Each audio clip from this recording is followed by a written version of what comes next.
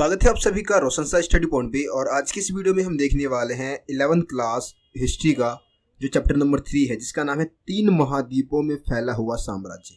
इस चैप्टर के हम मोस्ट इंपोर्टेंट क्वेश्चन देखने वाले हैं, जो कि 3 मार्क्स के भी है इसमें, और 8 मार्क्स के जो क्वेश्चन आते हैं उसको भी ऐड मैंने कर दिया है। और क्वेश्चन बहुत ही ज़्यादा इंपॉर्टेंट है, क्योंकि क्वेश्चन आपके यूनिट टेस्ट में, आपके मिड टर्म एग्जाम में, इसके अलावा जो फाइनल एग्जाम आपके फरवरी मार्च में होने वाले हैं, वहाँ भी इन्हीं में से क्वेश्चन आएंगे। इससे बाहर कुछ नहीं आने वाला है, ठीक है। तो वीडियो को एंड तक देखना है, क्योंकि मैंने क्या किया है कि इस वीडियो में चैप्टर के जितने भी टॉपिक है सभी टॉपिक से क्वेश्चन उठाए, यानी कि पूरा चैप्टर ही आपका क्या हो जाएगा, कंप्लीट हो जाएगा एक ही वीडियो में। इसके अलावा अगर आप चैप्टर की वीडियो को देखना चाहते हैं तो इस पूरे चैप्टर को मैंने कुल मिला के 4 पार्ट में आप लोगों को समझाया हुआ है, और वो भी एनिमेशन के थ्रू, है ना। इमेज का यूज करके, चित्रों के माध्यम से आप लोगों को बहुत ही आसान और सरल भाषा में इस चैप्टर को समझा रखा है। तो चैप्टर की वीडियो को जरूर देखिए। इसके अलावा एमसीक्यू क्वेश्चंस की वीडियो आप देखना चाहते हैं, अगर आप एमसीक्यू, क्योंकि हो सकता है कि भाई एमसीक्यू का भी वेटेज आपके एग्जाम में रहने वाला है, तो एमसीक्यू क्वेश्चन देखना चाहते हैं, 2 वीडियो एमसीक्यू का बना चुका हूं, तो आप लोग एमसीक्यू क्वेश्चन की वीडियो को भी जरूर देख ले। अब हम इस चैप्टर के क्वेश्चंस को देखना स्टार्ट करते हैं। सो दोस्तों, इस चैप्टर का नाम है 3 महाद्वीपों में फैला हुआ साम्राज्य, आपको पता है। और इसमें हम रोमन साम्राज्य की बात करने वाले हैं। रोमन साम्राज्य जो था वो 3 महाद्वीपों में फैला हुआ साम्राज्य था, और बहुत ही विशालकाय साम्राज्य है। और देखिए कौन से 3 महाद्वीपों में फैला हुआ साम्राज्य था, तो रोमन साम्राज्य पूरा जो यूरोप है, यूरोप का पूरा भाग है ना, पश्चिमी एशिया और उत्तरी अफ्रीका, ये 3 महाद्वीपों में फैला हुआ साम्राज्य था। और इसीलिए इस चैप्टर का नाम क्या रखा गया है, 3 महाद्वीपों में फैला हुआ साम्राज्य। इस चैप्टर में पूरी तरीके से रोमन साम्राज्य की कहानी, रोमन साम्राज्य का जो इतिहास है उसका वर्णन किया गया है, ठीक है। आगे देखिए, आगे अगला क्वेश्चन क्या है। क्वेश्चन है कि रोमन साम्राज्य के इतिहास की रचना करने वाले स्रोत का वर्णन कीजिए।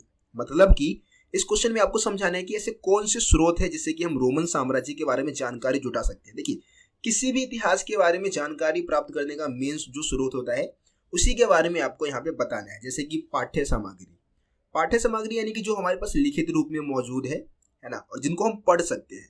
जैसे कि पाठ्य सामग्री का सबसे बड़ा एग्जाम्पल आप दे सकते हैं, जो मतलब पुराने समय काल में जो इतिहास लिखे गए होंगे, है ना, पत्र लिखे गए होंगे, कोई व्याख्यान लिखा गया होगा, ठीक है, किसी चीज़ पे व्याख्यान लिखा गया होगा, या कोई प्रवचन उस समय लिखे गए होंगे, कुछ कानून जो प्राचीन काल में रोमन साम्राज्य के काल में कुछ कानून वगैरह लिखे गए होंगे, ये सब पाठ्य सामग्री में आ जाएंगे, क्योंकि इनको हम पढ़ सकते हैं और उसके माध्यम से हम रोमन साम्राज्य के बारे में जानकारी एकत्रित कर सकते हैं। दूसरा स्रोत क्या है, दस्तावेज भी एक तरीके से लिखित रूप में भी हमारे पास मौजूद होता है, ठीक है, और ये पुस्तकों के रूप में ज्यादातर मौजूद होता है। इसमें वैसे अभिलेख भी डाल रखा है, लेकिन ज्यादातर पांडुलिपि के रूप में लिखे होते हैं, है ना, पुस्तकों के रूप में हमारे पास मौजूद होंगे, हमारे पास ग्रंथ के रूप में ये दस्तावेज मौजूद रहते हैं। और ये पांडुलिपि विशेषकर हम जो पन्नों पे लिखे जाते हैं उनको इसमें हम शामिल करेंगे दस्तावेज में। उसके बाद सबसे मेन है भौतिक अवशेष। देखिए, किसी भी इतिहास के बारे में जानकारी प्राप्त करने का सबसे मेन स्रोत भौतिक अवशेष होते हैं। भौतिक अवशेष यानी कि जो मिट्टी के नीचे से हमारे को खुदाई के दौरान मिलेंगे। इतिहासकार जो होते हैं वो इतिहास के बारे में जानकारी जुटाने के लिए क्या करते हैं, खनन करेंगे, है ना। और खनन के दौरान जमीन के नीचे से बहुत सारी चीजें मिलती है, उससे हम इतिहास के बारे में जानकारी जुटा सकते हैं। जैसे कि खनन के खुदाई के दौरान आपको इमारतें मिल सकती है ना, इमारतें यानी कि पूरा का पूरा मकान आपको जमीन के नीचे दफन हुआ मिल सकता है।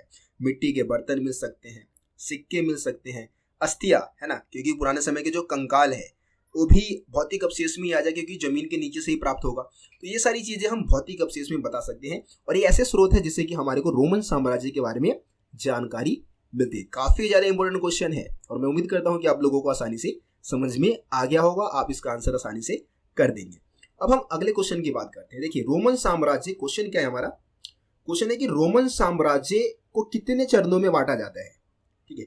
वैसे हम रोमन साम्राज्य का इतिहास जो पढ़ते हो 2 चरणों में बांट के पढ़ते हैं, 2 भागों में इसको विभाजित किया गया है। एक है पूर्ववर्ती काल और दूसरा है परवर्ती काल, है ना। पूर्ववर्ती और परवर्ती, ये 2 चीजें आपको समझना है। पूर्ववर्ती और परवर्ती है क्या, देखिए इन दोनों के बीच में तीसरी सदी का अंतर है।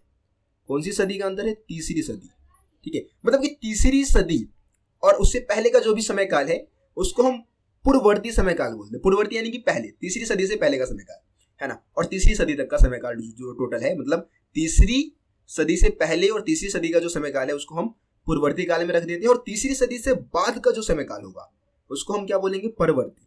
सिंपल शब्द में आप ये बोल दे, तीसरी सदी से पहले का समय काल पूर्ववर्ती, और तीसरी सदी से बाद का जो समय काल होगा उसको हम परवर्ती काल में रखेंगे। इस तरीके से रोमन साम्राज्य में समय का विभाजन कितने भागों में किया गया था? 2 भागों में किया गया था। आगे अगले क्वेश्चन की हम बात कर लेते हैं। अगला क्वेश्चन है हमारा, रोमन साम्राज्य में गणतंत्र या रिपब्लिक का क्या मतलब था? रोमन साम्राज्य के लिए गणतंत्र क्या है? गणतंत्र का मतलब तो वैसे इस समय की अगर हम बात करें तो मतलब होता है कि संविधान के माध्यम से शासन व्यवस्था को चलाना है ना, रिपब्लिक गणतंत्र की हम बात कर रहे हैं। लेकिन रोमन साम्राज्य में गणतंत्र का मतलब क्या है, थोड़ा सा अलग है। रोमन साम्राज्य में गणतंत्र का मतलब था सेनेट का शासन। किसका शासन? सेनेट का। अब ये सेनेट है कौन, है ना? तो देखिए, सेनेट एक तरीके से अभिजात वर्ग होता था रोमन साम्राज्य में। अभिजात वर्ग बोले तो धनी वर्ग, है ना, धनी जो अमीर होते थे, बहुत ज्यादा पैसे वाले होते थे, उन लोगों को मिला के कौन सा वर्ग बना था? सेनेट एक अलग वर्ग बना था। और गणतंत्र का जो समय काल है, यानी कि जो सेनेट, पहले क्या था कि ना रोमन साम्राज्य में सम्राट का शासन नहीं था, वहां पे सेनेट क्या करते थे, वहां की शासन व्यवस्था को चलाए करते थे। ठीक है।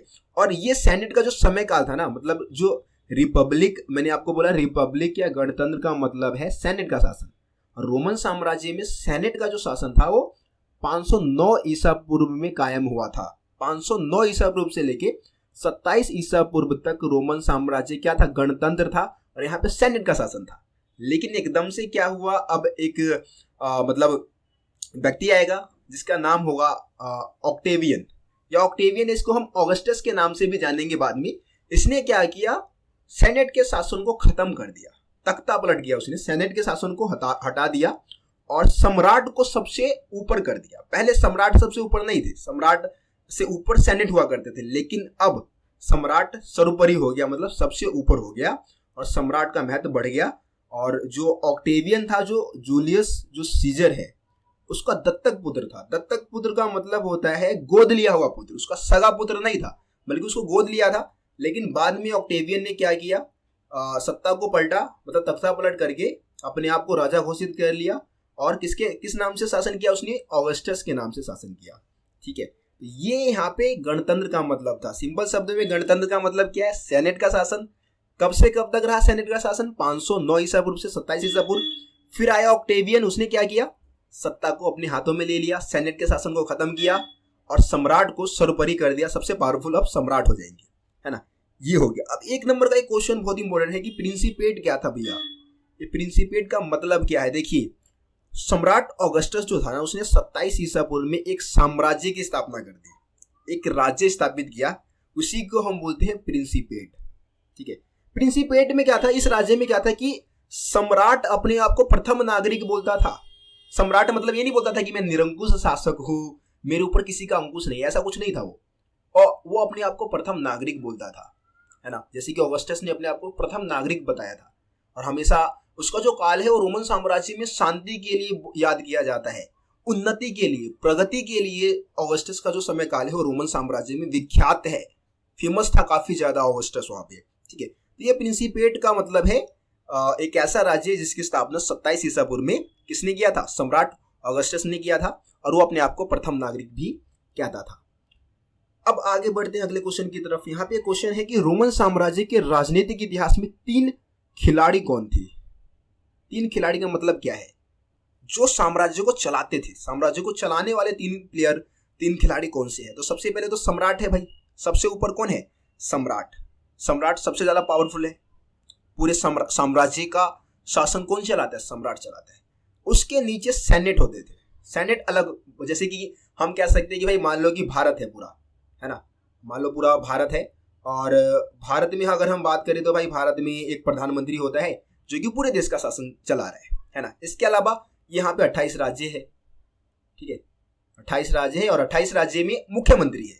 तो मुख्यमंत्री टाइप से आप सेनेट को यहाँ पे समझ सकते हैं कि भाई सम्राट सबसे ऊपर है और नीचे उसके नीचे कई सेनेट है जो कि क्या करते हैं? शासन को चलाते हैं। लेकिन आपको पता होगा कि गणतंत्र के काल में, यानी कि जब ये रिपब्लिक था, उस समय सेनेट सबसे ज्यादा पावरफुल थे, सम्राट से भी ज्यादा पावरफुल हुआ करते थे। लेकिन यहाँ पे हम एक तरीके से जो ऑगस्टस ने जब 27 ईसा पूर्व में साम्राज्य को एक तरीके से जो प्रिंसिपेट नामक साम्राज्य की स्थापना की थी, उसके बाद की हम 3 वर्ग की बात कर रहे हैं। तो पहले ऊपर सम्राट हो गए, उसके बाद सेनेट, और तीसरा जो वर्ग था, तीसरे जो खिलाड़ी थे वो सेना थे, है ना, क्योंकि सेना के बिना कोई भी सम्राट कहीं युद्ध में नहीं जीत सकता। जाहिर सी बात है, उसको सेना चाहिए। सेना का महत्व विशेष हुआ करता था। ठीक है, तो सेना तीसरे खिलाड़ी के रूप में उभरे थे। अब हम रोमन सेना की विशेषता की भी बात कर लेते हैं। अगला क्वेश्चन ही दे रखा है और काफी ज्यादा इंपॉर्टेंट क्वेश्चन है ये। रोमन सेना की विशेषता क्या थी, है ना? रोमन साम्राज्य की जो सेना है उसकी विशेषता की अगर हम बात करें तो रोमन साम्राज्य की सेना एक व्यावसायिक सेना थी भैया। अब ये व्यावसायिक सेना क्या होता है, तो व्यावसायिक सेना जिसमें सभी सैनिकों को क्या मिलता था, वेतन मिलता था, सैलरी दी जाती थी उन लोगों को, है ना। प्रत्येक सैनिकों को 25 वर्ष तक इसमें कार्य करना होता था। रोमन साम्राज्य की सेना में लगभग 6 लाख से भी अधिक सैनिक थे। ये इसकी सेना की विशेषता में अब बताएंगे। इसके अलावा रोमन सेना के पास निश्चित रूप से क्या था, साम्राज्य का भाग्य निर्धारित करने की शक्ति थी। अगर मतलब सेना ज्यादा पावरफुल होगा जब ही तो सम्राट युद्ध में जीतेगा और वो और ज्यादा फेमस होगा और ज्यादा पावरफुल होगा। तो भाग्य निर्धारित, किसी भी राजा का जो भाग्य निर्धारित होता है उसकी सेना से ही होता है। सेना कमजोर, राजा कमजोर। ठीक है, तो ये चीज है। अब सेनेट देखो, सेनेट सेना से घृणा करती थी। जो ये सेनेट जो ऊंचे वर्ग है, अभिजात वर्ग है, वो सेना से घृणा करते थे। अब क्यों करते थे, इसके पीछे का मेन कारण ये था कि सेना बार बार हिंसा करते, वेतन के लिए, कई बार अपने सैलरी बढ़ाने के लिए हिंसा कर दिया, कभी कुछ और कारण से हिंसा कर दिया। तो ये हिंसा करते रहते थे, इस कारण सेनेट इनसे घृणा करते थे और इनको पसंद नहीं करते थे, नापसंद करते थे सेना को। ठीक है, तो ये हो गया रोमन सेना की विशेषता। अब हम आगे बात करेंगे बलात् भर्ती वाली सेना से हम क्या समझते हैं। ये बलात् भर्ती वाली सेना होता क्या है, तो देखो बलात् मतलब बलपूर्वक। हम क्या करें भाई, किसी व्यक्ति को जबरदस्ती पकड़ के उसको बोल दे कि भाई सेना में काम कर, तू उसको राइफल AK-47 पकड़ा दे, जा बेटे बॉर्डर पे जा, तू अब काम करना स्टार्ट कर दे। तो बलात् भर्ती वाली सेना हो गई, मतलब बलपूर्वक जबरदस्ती हमने क्या किया, किसी पुरुष को सेना में भर्ती करवा दिया, तो इसको बलात् भर्ती वाली सेना बोलेंगे। सिंपल सा 1 नंबर का क्वेश्चन बनता है, यहाँ पे लिखा हुआ है। उसके बाद है गृह युद्ध। अब गृह युद्ध तो सिंपल भाई, घर में ही लड़ने लग जाए, जैसे कि मियाँ बीवी आपस में लड़ते हैं, वो गृह युद्ध हो गया, घर में ही आपस में लड़ रहे हो। तो इसमें क्या होता है कि दूसरे देश में संघर्ष के बजाय देश के अंदर ही क्या होता है, हिंसा होता है सत्ता की प्राप्ति के लिए, या किसी दूसरे कारणवश 2 गुट आपस में लड़ रहे हैं, तो उसको हम गृह युद्ध कह सकते हैं। ठीक है, ये गृह युद्ध हो गया। उसके बाद है दिनारियस। क्या था दिनारियस, तो दिनारियस देखो भी एक सिक्का है, सिंपल सी बात, चांदी का सिक्का था ये। दिनारियस चांदी का सिक्का था और इसका वजन जो था वो 4.5 ग्राम था, मतलब विशुद्ध था, शुद्ध चांदी का नहीं था, विशुद्ध था, इसमें मिलावट था। और एक और क्वेश्चन इसमें ऐड कर रखा है कि भाई हेरोड एक राजे है, उसको प्रतिवर्ष कितने दिनारियस के बराबर आमदनी होती थी। हेरोड एक राजे है वहां पे रोमन साम्राज्य का, उसको प्रतिवर्ष कितने दिनारियस की आमदनी होती थी, तो यहाँ पे 54 लाख दिनारियस की आमदनी हेरोड को हुआ करती थी, है ना। प्रति वर्ष की बात यहाँ पे की गई है। ये चीज हो गया दिनारियस के बारे में। आगे हम क्वेश्चन देखेंगे, रोमन सम्राट घनी आबादी वाले साम्राज्य पर किस प्रकार नियंत्रण करने में सफल हुए। ज्यादा देखो क्वेश्चन तो फिर भी ये भी इंपॉर्टेंट है, लेकिन समझना जरूरी है, थोड़ा सा कठिन भी है, इसको बच्चे समझ नहीं पाते हैं। क्वेश्चन क्या है, रोमन साम्राज्य घनी आबादी वाले विशाल साम्राज्य पर किस प्रकार नियंत्रण रखते थे। रोमन साम्राज्य बहुत ही विशाल का था, 3 महाद्वीपों में फैला हुआ साम्राज्य था। 3 महाद्वीपों में, पूरा यूरोप था आपका, उत्तरी अफ्रीका था, पश्चिमी एशिया में फैला हुआ था, और बहुत सारे नगर थे, जाहिर सी बात है घनी आबादी वाले नगर थे। उन नगरों पर नियंत्रण कैसे रखा जाता था उसकी हम बात करने वाले हैं। देखो क्या पॉइंट्स क्या लिखे गए हैं कि रोमन साम्राज्य दूर दूर के जो अनेक नगर थे उस पर मतलब बहुत सारे नगर स्थापित किए गए थे, है ना। और नगरों के माध्यम से समस्त साम्राज्य पे क्या किया जाता था, नियंत्रण रखा जाता था। इसके अलावा भूमध्य सागर की अगर हम बात करें, देखिए भूमध्य सागर के जो तट है, तट पे कुछ बड़े शहर स्थित है, जैसे कि सिकंदरिया एक शहर का नाम आपका बता रखा है, एंटीओक तो काफी ज्यादा फेमस था, राजधानी भी थी इसकी, है ना। तो ये ऐसे शहर थे जिसके माध्यम से मतलब पूरे साम्राज्य पे नियंत्रण रखा जाता था। ये मूल मतलब केंद्र माने जाते हैं साम्राज्य पे नियंत्रण रखने के शहर। इसके अलावा जो शहर की अगर हम सरकार की बात करें, जो शहर के जो सरकार थे वो शहरी क्षेत्र के माध्यम से क्या करते थे, ग्रामीण क्षेत्र से कर वसूला करते थे। शहरों में रहते थे ज्यादातर अभिजात वर्ग है, धनी लोग हैं, वो शहरों में निवास करते थे और उन शहरों के माध्यम से वो ग्रामीण क्षेत्र से क्या करते थे, कर वसूल कर साम्राज्य को अधिक धन प्राप्त करने में हेल्प किया करते थे।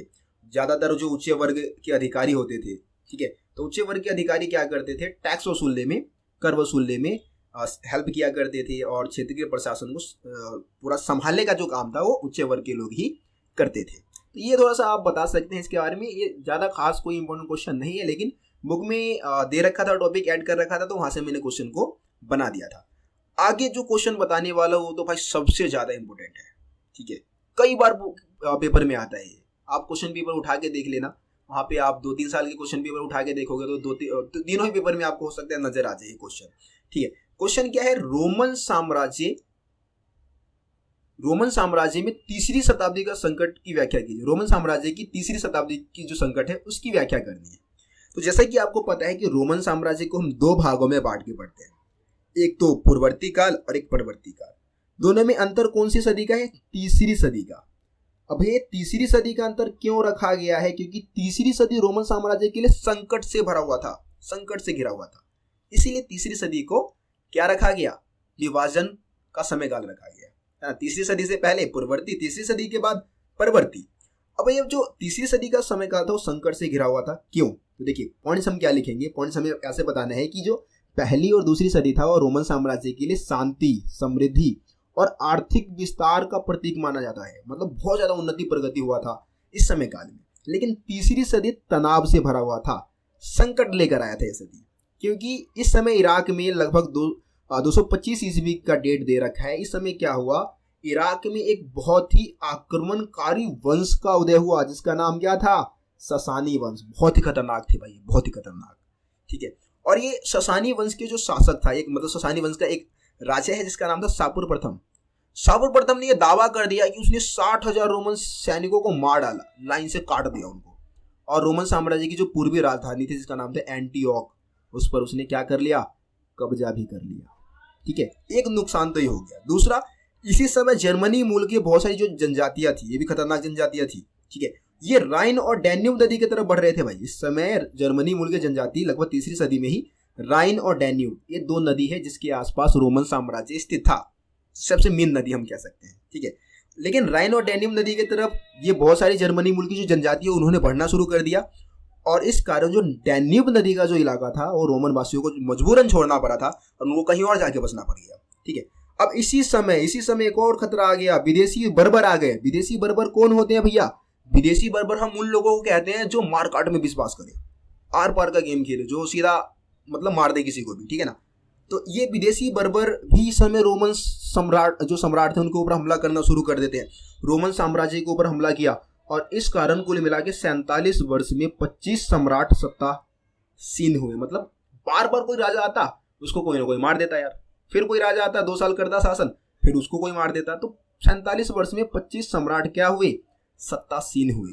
लगा सकते हो कितना ज्यादा मतलब संकट से घिरा हुआ ये समय काल था। तो ये सारी चीजें आपको तीसरी सदी के संकट में बताना है। आप देखिए नोट्स आपको यहाँ पे मैं दिखा रहा हूँ स्क्रीन पे, आप सब कुछ देख पा रहे हैं, इसको आप लिख सकते हैं। इसके अलावा लिंक जो है पीडीएफ का वो डिस्क्रिप्शन में ही मिलेगा आपको, तो वहां से डाउनलोड कर सकते हैं नोट्स को, ठीक है। बाकी आप लोग अगर मेहनत करना चाहते हैं तो भाई खुद से आप इसको लिख ले तो ज्यादा अच्छा रहेगा आप लोगों के लिए, ठीक है। अब हम अगले क्वेश्चन की बात करते हैं। अगला क्वेश्चन है, रोमन साम्राज्य की सामाजिक विशेषताओं की विवेचना कीजिए। सामाजिक विशेषता बताना है। अब सामाजिक विशेषता का मतलब क्या होता है, किसी समाज की हम विशेषता की बात करते हैं। जैसे कि हम भारतीय समाज की बात कर लूँ तो भारतीय समाज की क्या विशेषताएं है, समाज में आप देखेंगे परिवार की बात करेंगे, आप उनके रहन सहन की बात करेंगे, उनके क्रियाकलाप की बात करेंगे, है ना। ये सब समाज में आ जाता है, सामाजिक विशेषता में आ जाता है। तो रोमन साम्राज्य की सामाजिक विशेषता में हम पहला पॉइंट बताएंगे, एकल परिवार का प्रचलन था वहां पे। एकल परिवार का प्रचलन का मतलब क्या है कि माता पिता और जो बच्चे हैं वो एक दो बच्चे हैं उनके, वो एक साथ रह रहे हैं, ऐसा कुछ हम कह सकते हैं। एकल परिवार का मतलब ये हो जाएगा, है ना। तो रोमन साम्राज्य में एकल परिवार का ज्यादा प्रचलन था, ठीक है। अगला पॉइंट है, परिवार में दास शामिल। जो दास होते थे, दास कौन है भाई, गुलाम।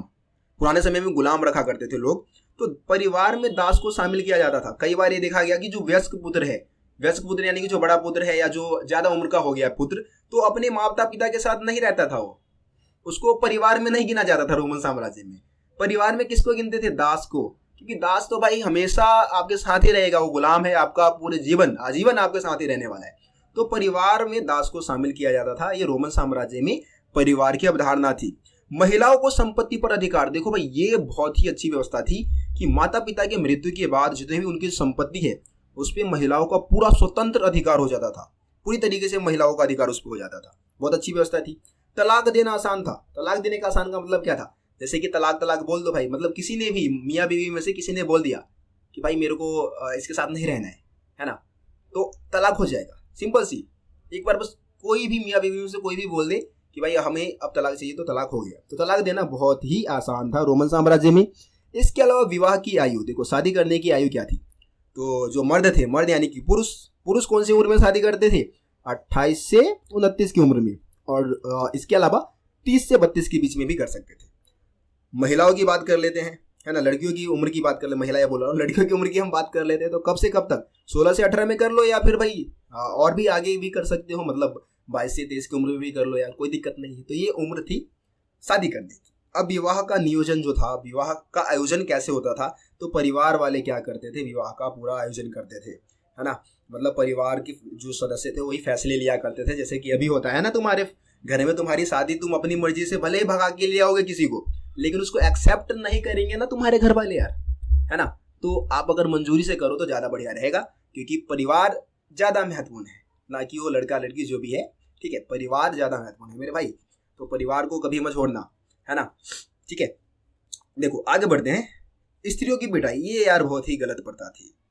जो पति थे ना, वो अपनी पत्नियों पर हावी रहते थे और अपनी पत्नियों की डंडों से पिटाई किया करते थे, ठीक है। स्त्रियों की पिटाई होती थी यार, ठीक है। मतलब कई बार बहुत सारी मतलब ऐसे सबूत मिले हैं, ऐसे साक्ष्य मिले हैं जो बताते हैं कि स्त्रियां अपने मतलब चोट को दूसरे लोगों को दिखाया करती थी कि देखो मेरे पति ने मारा है। तो ये गलत था भाई, गलत था। आगे एक और देखो क्या था, बच्चों को मारना। पिता लोग क्या करते थे, मान लो कि बीवी ने तलाक दे दिया, तलाक देना तो आसान था, है ना, एक बार बोल दिया तलाक हो गया। अब बच्चे जो है उसका क्या होगा, मान लो महिला ने क्या किया, अपने पति के पास बच्चे को छोड़ दिया। अब पति भी तंग आ गया भाई, पाल नहीं पा रहे सही से, उसको खिला नहीं पा रहे, तो उसने सोचा चलो यार इसको मार देते हैं, हटाओ। तो ठंड में ना नंगा छोड़ देते थे, तो ठंड में मरने के लिए छोड़ दिया, और भी कोई दूसरा तरीका अपना लिया और शिशुओं को, अपने बच्चों को मार देते थे। वो काम चलाओ साक्षरता थी, मतलब इतने ही लोग पढ़े लिखे थे कि काम चल जाए, ज्यादा पढ़े लिखे लोग वहां पे नहीं थे। और उसके बाद है आखिरी पॉइंट बताएंगे, सांस्कृतिक विविधता। देखो रोमन साम्राज्य में क्या था, सांस्कृतिक विविधता बहुत ज्यादा था, मतलब वहाँ पे अलग अलग धर्म, अलग अलग जाति, अलग अलग वर्ग के लोग रहते थे। जैसे कि हम इस समय भारत की बात करें तो भारत में भी तो सांस्कृतिक विविधता है, खान पान में, रहन सहन में बहुत ज्यादा अंतर आपको नजर आएगा। तो यही चीज रोमन साम्राज्य में भी था, ठीक है। ये रोमन साम्राज्य की सामाजिक विशेषता में सारे पॉइंट बताएंगे, काफी ज्यादा इंपॉर्टेंट क्वेश्चन है, 8 नंबर में क्वेश्चन आ सकता है, 8 नंबर का बनता है, ठीक है। आगे बढ़ते हैं, अगले क्वेश्चन की तरफ चलते हैं। भाई किसी को समझ में नहीं आ रहा है तो यार कमेंट कर सकता है कि भैया ये टॉपिक समझ में नहीं आया। आप मेरे से इंस्टाग्राम पे भी बात कर सकते हैं, ठीक है। इंस्टाग्राम पे आपके जो भी समस्या है उसका समाधान आप पा सकते हैं, ठीक है। क्योंकि यार मैं बच्चों के लिए, आप लोगों के लिए मेहनत करता हूँ, आप लोगों के लिए वीडियो बना रहा हूँ। अभी गर्मी में बैठ के वीडियो बना रहा हूँ, बिल्कुल पंखा बंद कर रखा है और पसीने में बिल्कुल गीला हूँ, लेकिन आप लोगों के लिए वीडियो बना रहा हूँ। तो यार एक लाइक तो कर दो कम से कम, नहीं भी करोगे तो भी कोई दिक्कत नहीं यार, फिर मैं वीडियो तुम्हारे लिए बनाता रहूँगा, बहुत ही जिद्दी आदमी हूँ मैं, ठीक है। चलो आगे बढ़ते हैं। अब बात करेंगे हम रोमन साम्राज्य की आर्थिक विशेषता। आर्थिक विशेषता मतलब कि आर्थिक विशेषता में हम क्या बात करते हैं, आर्थिक विशेषता में हम बात करते हैं व्यापार की, है ना।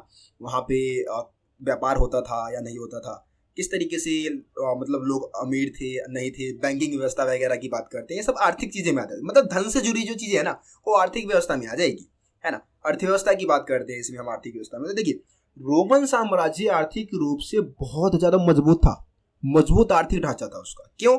क्योंकि वहाँ पे व्यापार बहुत ज्यादा होता था। वहाँ पे बंदरगाह थे, बंदरगाह समझते होंगे ना आप, जहाँ पे समुद्री जहाज रुकते हैं। कई बच्चे हवाई जहाज समझ लेते हैं, समुद्री जहाज जहाँ पे रुकते हैं वो बंदरगाह है। वहाँ पे खदानें थी, सोने चांदी की खदानें हम बोल सकते हैं, है ना। और जो खनिज संसाधन है उसकी खदानें बहुत ज्यादा थी, जैतून की तेल की फैक्ट्रियां बहुत ज्यादा संख्या में थी। तो इस कारण रोमन साम्राज्य की आर्थिक ढांचा काफी ज्यादा मजबूत थी। कंटेनरों का प्रयोग करते थे। अब एक कंटेनर क्या होते, देखो तरल पदार्थों को लाने ले जाने के लिए कंटेनरों का इस्तेमाल होता था, विशेषकर जैसे शराब है, जैतून का तेल है ना, अन्य तरल पदार्थों को कंटेनरों में लेके जाया जाता था। और इसको हम क्या नाम देते थे, एम्फोरा। बहुत ज्यादा इंपॉर्टेंट शब्द है एम्फोरा। क्या है एम्फोरा, है ना। ऐसे हम कंटेनर कह सकते हैं जिसमें जैतून का तेल, शराब और जितने भी तरल पदार्थ है उनकी ढुलाई होती थी, उनको एक जगह से दूसरी जगह पे लाया और ले जाया जाता था। कंटेनर भाई देखो, कंटेनर आप समझते होंगे जैसे कि पुराने समय के कंटेनर, रोमन साम्राज्य के कंटेनर वैसे मिट्टी के बने हुए थे, ठीक है। इस टाइप का हम कह सकते हैं, वैसे सही से बनाया नहीं मैंने, मटका टाइप आप समझ सकते हैं कि मटका टाइप कंटेनर हुआ करते थे, ठीक है। तो इसमें तरल पदार्थों को भर दिया और भाई इसमें अपना एक जगह से दूसरी जगह पे इन कंटेनरों में भर के लेके जाते थे। अभी तो वैसे कंटेनर जो होता है वो टीन का बना होता है, ठीक है, ये चीज़ है। इसके अलावा जो जैतून के तेल के लिए एक अलग प्रकार के कंटेनर का इस्तेमाल होता था जिसको हम ड्रेसल 20 बोलते हैं। ये ड्रेसल 20 एक विशेष प्रकार का कंटेनर होता था जिसका इस्तेमाल सिर्फ और सिर्फ जैतून के तेल को लाने ले जाने के लिए ही इसका इस्तेमाल होता था। तो ये हो गया। इसके अलावा जल शक्ति का प्रयोग करते थे रोमन साम्राज्य के लोग मशीनों को चलाने के लिए या फिर खदानों से सोने चांदी को निकालने के लिए क्या करते थे, जल शक्ति का इस्तेमाल किया करते थे।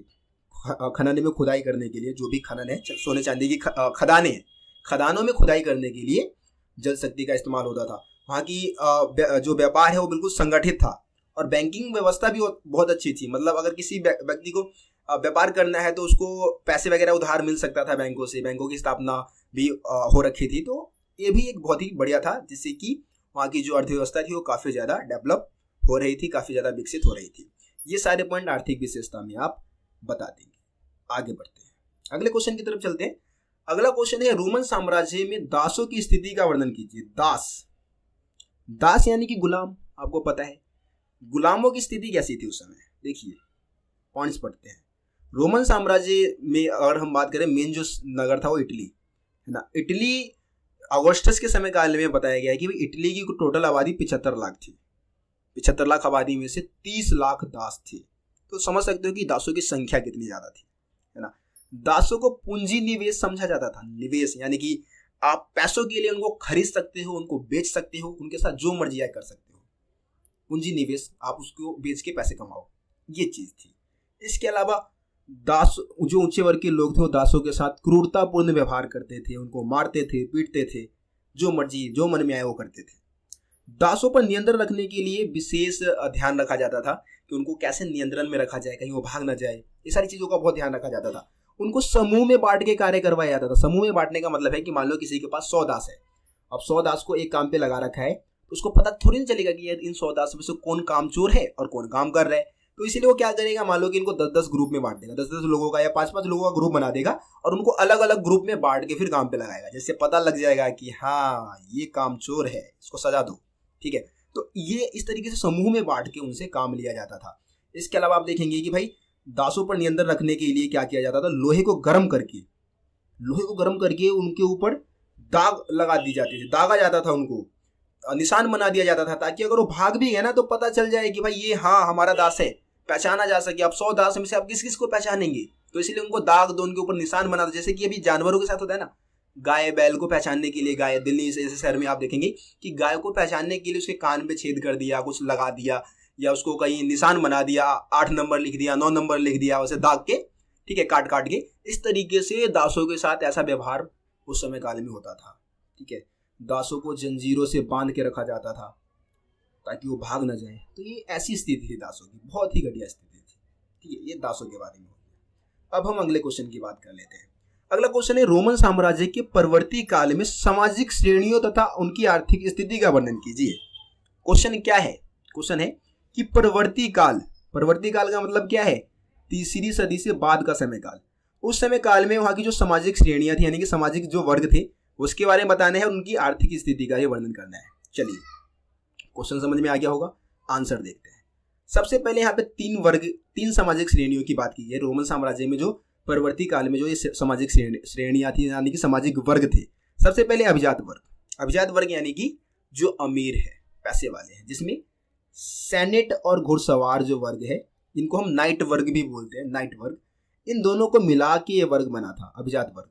और ये बहुत अमीर होते थे, इनके पास पैसों की कोई कमी नहीं थी, बहुत ज़्यादा धनवान होते थे, पहली बात तो ये। दूसरा है मध्यम वर्ग में मतलब मिडिल क्लास के लोग हो गए, जैसे कि कोई नौकरशाही है, नौकरशाही यानी कि कोई अधिकारी है, अधिकारी वर्ग है, कोई सेना में कार्य करने वाला व्यक्ति है, इनको मिला के ये वर्ग बना था। विशेषकर जो सरकारी सेवा में जो लोग थे ना, सरकारी जो नौकरी किया करते थे, उनको मिला के मध्यम वर्ग बनाया गया था। इनकी स्थिति भी ठीक ठाक थी। निम्न वर्ग, तीसरा वर्ग था निम्न वर्ग, जिसमें श्रमिक है ना, औद्योगिक मजदूर है, औद्योगिक मजदूर जो उद्योगों में काम करते हैं, प्रवासी कामगार हैं, यानी कि जो समय के मौसम के अकॉर्डिंग अपना जगह चेंज करते रहते हैं, है ना, और कभी कभी काम करने वाले जो मजदूर है, गुलाम है, इन सबको निम्न वर्ग में शामिल किया जाता था। इनकी स्थिति बहुत ही खराब थी। देखो सामाजिक वर्ग की स्थिति की बात करें तो सिंपल सी बात है कि परवर्ती काल में जो ऊपर के जो वर्ग थे यानी कि जो आपका अभिजात वर्ग है और जो नौकरशाही वगैरह है, उनकी स्थिति तो बहुत अच्छी थी क्योंकि ये बहुत ज़्यादा धनी होते थे और इनको सैलरी मिलती थी, मोटी सैलरी मिलती थी नौकरशाहियों को, जो अधिकारी वर्ग थे, और ये काफ़ी ज़्यादा अमीर थे। इसके अलावा ये भ्रष्टाचार भी किया करते थे। भ्रष्टाचार करके नौकरशाही जो है, नौकरशाही यानी कि अधिकारी, जैसे कि आईएएस वगैरह भी इस समय भी बहुत सारे भ्रष्टाचारी होते हैं, है ना, घूस वगैरह लेते हैं। ऐसे ही उस समय में भी ऐसे घूस वगैरह खाकर भाई अपना जेब भारी कर लेते थे, बहुत ज़्यादा पैसे कमा लिया करते थे। तो इनकी स्थिति बहुत अच्छी थी, कहने का मतलब ये, ठीक है। स्थिति खराब किसकी थी? निम्न वर्ग की स्थिति बहुत ज़्यादा खराब थी।